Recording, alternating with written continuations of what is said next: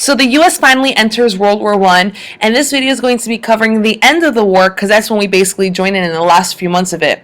We're going to be talking about a couple of different battles, the end of the war, and then some of the military casualties that occurred. So make sure you guys are taking notes.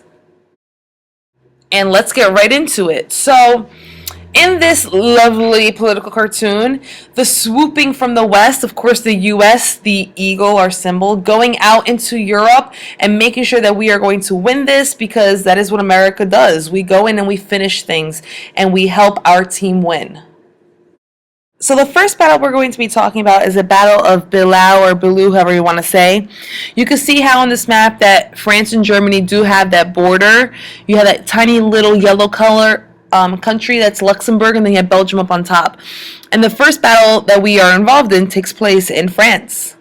So we are talking June of 1918. This is the first battle, like we said before, involving US troops.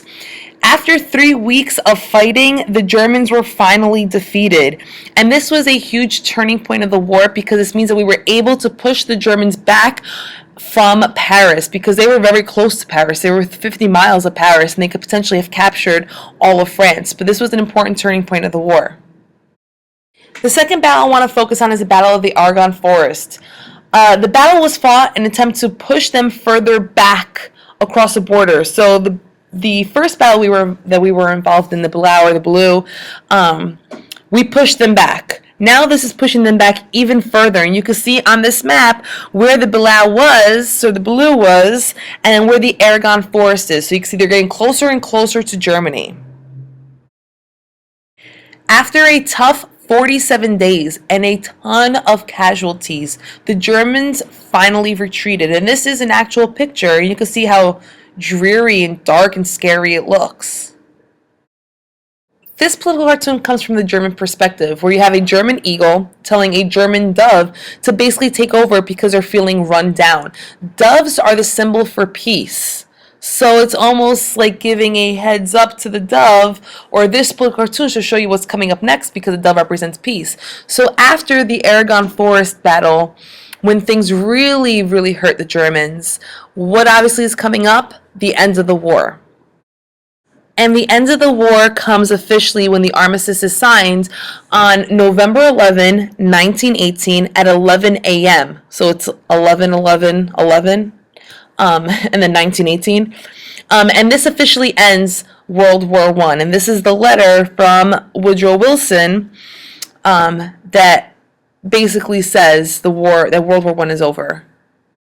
And of course, that was huge news. The armistice is signed, Germany surrenders, and this is a huge victory for the US. We were not fighting for very long, for less than a year, and we managed to go there and accomplish what we wanted to, which was to end the war and to help our allies. Even though World War I was officially over on November 11th, this war was not an easy war, and there was definitely a huge cost that came along with World War I, and that was in the lives of people. 13 million people had died, and 20 million were wounded. So this graph over here breaks it down into military deaths and civilian deaths. The Allies had 36% of this 100%, obviously, pie graph. The military for the Central Powers had 22%. But look at the Allied civilians and then the Central Power civilians, where it was 20 and 22%. 42% of this graph that shows the people that died were civilians, people that weren't even involved in the war. If we're looking at this graph, this breaks it down into the different powers. The US had about 2% of the overall people that died, but then you had the Russian Empire, which was 30%, France at 25%, and the British Empire at 16%. So this focused strictly on military deaths. Focusing on the military deaths for the Central Powers, more than half of the people that died belonged to Germany. And then Austria-Hungary came in 35%. So they played a huge role, Germany. Even though they didn't start the war, they definitely were invested in the war. So this chart just takes the Allies' casualties and breaks it down a little bit more. So where you have the military deaths, the total deaths, and then the ones that were wounded. So if you look at a country, for example, like Italy, where it says military deaths is 600,000 basically, but then it says total deaths is 1.2 million.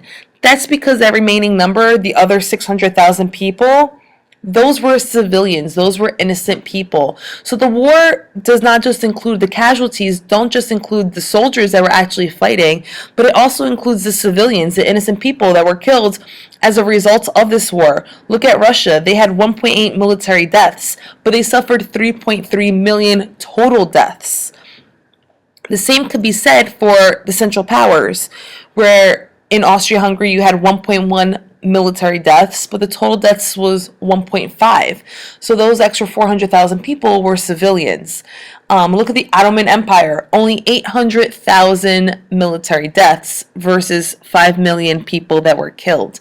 So a lot of civilians suffered during World War I, which is what makes this war so horrible. It wasn't a war just between two militaries, but it was a war that really engaged everyone in there.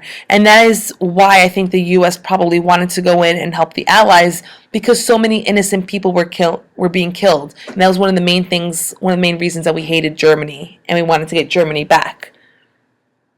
You should be able to answer these following 4 questions by now. Obviously, what were the casualties of the war? How did World War I come to an end? And the importance of the 2 battles we covered, the Argonne Forest and the Bulau or the Blue Wood.